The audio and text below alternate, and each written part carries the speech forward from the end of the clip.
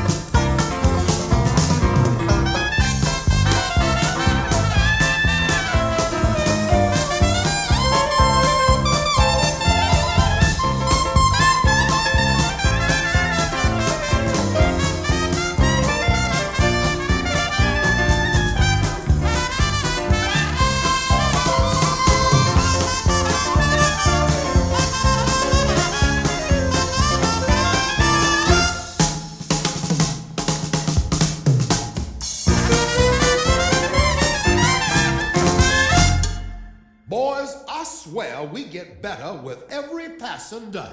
modestly speaking, that is, folks. Last time I was in New Orleans, I went to the fanciest restaurant in town. I asked the waiter if they had wild duck.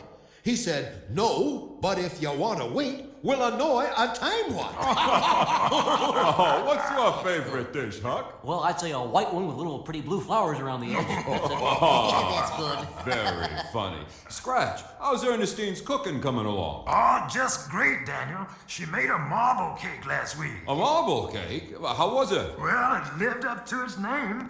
We decided to use it as a support under the front porch. That sounds like my aunt's cherry pie. We used to call it George Washington pie because the only way to cut it was with a hatchet. A pretty fishy tale, if you ask me. Like the story of Goldie Fish and the Three Barracuda? Oh, I've got a story that sure beats any of those.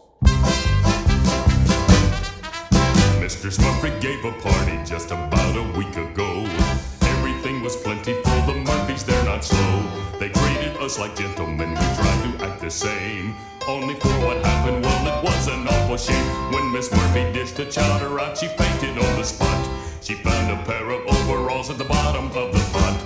Tim Nolan, he got ripping mad, his eyes were bulging out. He jumped up on the piano and loudly he did shout, who threw the overalls in Mrs. Murphy's chowder?